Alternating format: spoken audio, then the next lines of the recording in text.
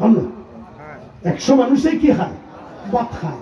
তাহলে ভাত খানা বাংলাদেশত কায়েম না কায়েম?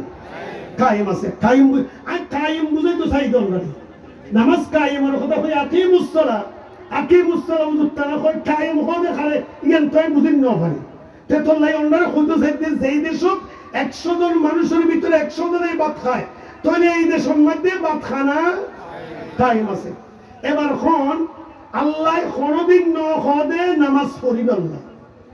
ইকরাউস সালাহ করা ইয়াকরাউ বামানা পড়না। যদি নামাজ পড়েন কইতো তো ওই তাহলে কইতো যে ইকরাউস সালাহ, আল্লাহ ইকরাউস সালাহ ন কয় কায়েমের কথা কই। তার মানে গরম মধ্যে তোমরা বুঝতে পারে দুজনে পড়ো আরো ডরেন দিলে বাগদরিয়ার ইত্যাদিদের ফারদেন দিলে ডট বলা তল আছে যে কোন তো বসের দেয় তো তোমার গরম মধ্যে নামাজ কায়েম হইতো। যেটুকুন মাইয়া ফা মরতুয়া বালেগা আছে বেগুন যদি নামাজি হইলে এ গরব নামাজ কায়েম আছে। ঠিক না বেটি? এ গরব কি আছে? নামাজ কায়েম আছে। আমি কত বুঝিতে দিন আমরা বুঝজন তাল্লা দিলি কায়েম আর মত রাখ পর্যন্ত কায়েম হতার বুঝানো হইবে তো আমরা বুঝজন দিয়া তৈলে এখন খন আর গরম মধ্যে নামাজ কায়েম হবে তো হতে যদি 100% অর্থাৎ আর গরব যেটুকুন মাইয়া ফা মরতুয়া বালেগা আছে বেগুন যদি নামাজি হয় আর গরম মধ্যে নামাজ কায়েম আছে। তাহলে এখন দিন কায়েম, দিনের নামাজ হইলে কেন দিনের অংশ, রোজা হইলে দিনের অংশ, হজ হইলে দিনের অংশ, জিকির হইলে দিনের অংশ, তেলাওয়াত হইলে দিনের অংশ, তোমার বিয়ে শাদী হইলে দিনের অংশ, যাকাত দিয়ানি হইলে দিনের অংশ। এখন আরো অসংখ্য এই দিনের অংশ বাকি থাকি গিয়ে গই হয় একখান দিনের অংশ পালন করলে কি দিন কায়েম হয়ে যাবে। কথা বুঝেন না ভাই? তো এখন কোন আর বাংলাদেশ আর মুসলমান হরে মুসলমান নামাজ পড়তে আয় মুসলমান থাকি, রোজা রাখতে আয় মুসলমান থাকি, হজ করতে যাইলে মুসলমান থাকি, আয় কোরআন তেলাওয়াত করতে মুসলমান থাকি, কিন্তু আয় যাতে ব্যবসা করতে যাই এতে কিন্তু আয় মুসলমান না থাকি। তার মানে মুসলমান খদু ইবারে জিবা নিজর অস্তিত্ব নিজর সম্পূর্ণ জীবনান্দরে আরেকজনের কাছে অনুগত করে দিয়ে সারেন্ডার করে দিয়ে এবার মন গড়া কোনো কাজ নগরে এবার আদেশের বাইরে কোনো কাজ নগরে এবারে অনুসরণ করে চলে এবার হতে মুসলমান। ঠিক নেই? ডর করে না? ঠিক নেই? আর বোধ ভাই ওলামায়ে কেরাম আর ইন্ন বুঝানোর কারণে আজি আর বোধ ভাই হলে সদায় নামাজ পড়ি, রোজা রাখি, হজ করি, যাকাত দি ইমানদার মুসলমান নয় আর হলব। আরে মিয়া তোমার দেশের মধ্যে যে অর্থনীতি তোমার দেশত অর্থনীতি সমস্ত ব্যাগিন্দর মূল এই জায়গার মধ্যে অর্থনীতি বা চলত দেই বলতে ইহুদি নসরার অর্থনীতি মক্কা মদিনা তুই যে মক্কা মদিনার নবী আল্লাহ রসুলের আদেশ মতো নামাজ পড়ো, রোজা রাখো, হজ করো, অর্থনীতি কিন্তু মক্কা মদিনার আদর্শ দিন আদর্শ না চলে, কোরআন হাদিস দিন চলে, ইহুদি নসরার অনর প্রতিষ্ঠিত অর্থনীতি তোমার দেশ চলে। ঠিক না বেটি? ধর্মের এখন না? ঠিক না বেটি? তাহলে আবার খরণে নামাজ ফরজ না নফল? ধর্মের এখন নামাজ ফরজ না নফল? নামাজ ফরজ। ফরজে কিফায়া না ফরজে আইন? ধর্মের এখন ফরজে কিফায়া না ফরজে আইন? তুই এখন যে ফরজে আইন ইবা কি অন্যতম একখান ফরজ, ইসলামের বৃহত্তর একখান অংশ নামাজ। আজি আই যদি হই দেবই ইয়ান দিয়ে আই মনে করেন অন্যার মসজিদত ইমামতি করি, এত ওয়াজ করলাম, এত নসিহত করলাম, আই তোয়ারের মসজিদে তারিখ না পারি, আই যদি খালিয়া চকরিয়া থানা যাই উচিসা চেম্বারত বই উচিসা আই আসছি দে আই হইলাম দে বদরখালি 1 নম্বর ব্লকর আই কেন্দ্রীয় জামা মসজিদের আই খতিব আই ইমাম সাহেব আই আজি 14 বছর গিয়ে এটা সহি করি দি এত চেষ্টা করছি, এত কোরআন হাদিস দিয়ে বুঝাই আই আর এলাকার মানুষের নামাজে বানাইন বাড়ি আই তারার বিরুদ্ধে কেন মামলা করতে আসছি বুঝুন ভালো উচিসাফে ইমাম সাহেবের দরিয়ে রেখে কোয়ালো সুমাহাইব হুজুর একখানা করে আসছি আল্লাহ বাজো নাই আর ডইলেন দিল মত্তকে বুজুর্গ মানুষ আল্লাহ আজি অনরে দেখাই তার ফাঁস কলি কেন হইব নাকি ইমাম সাহেবরে ইমাম সাহেব আপনি কি পড়ালেখা করছেন? কেন ওটা পড়ালেখা বুঝছেন না? আমি দৌড়ে হাদিস বুঝছি বাদে আমি এটা হতে কামিল কামিল বুঝছি।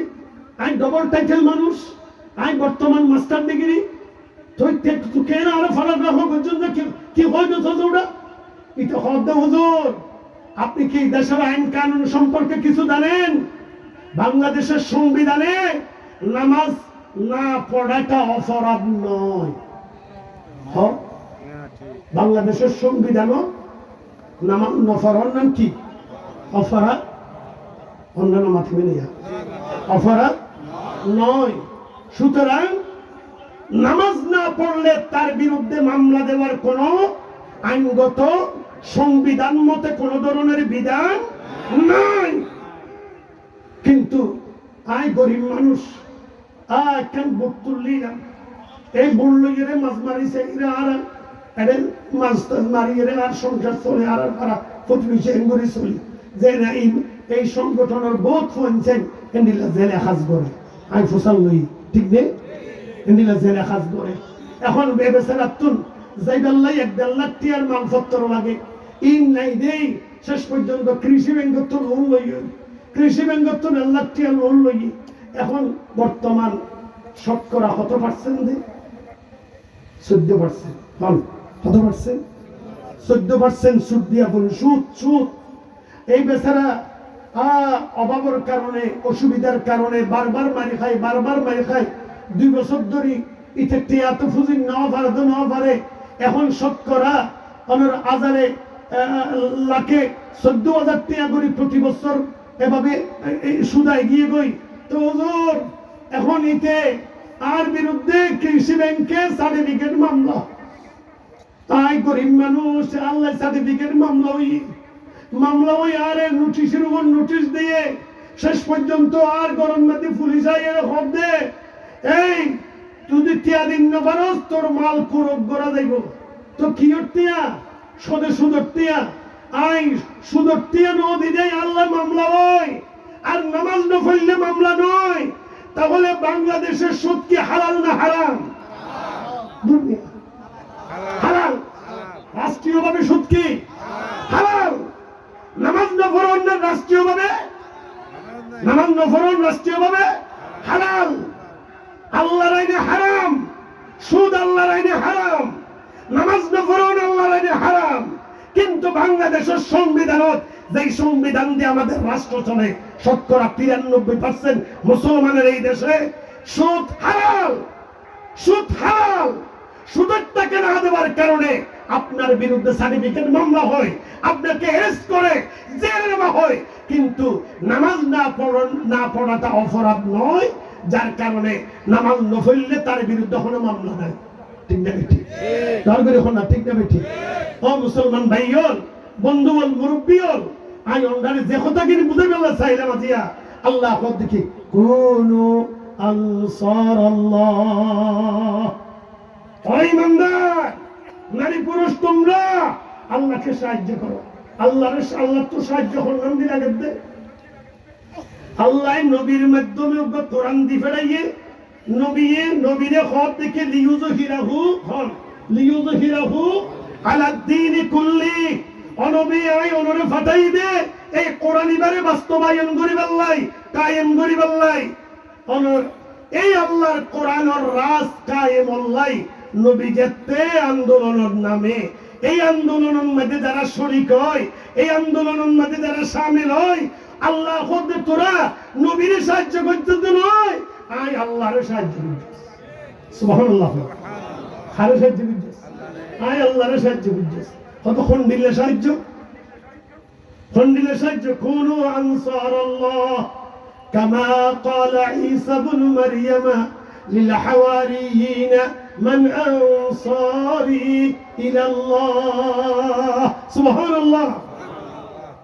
আল্লাহ পাক দৃষ্টান্ত দিয়ে বলছেন কামা ক্বালা ঈসা ইবনে মারইয়াম লিল হাওয়ারিয়িন মান আনসারি ইলা আল্লাহ।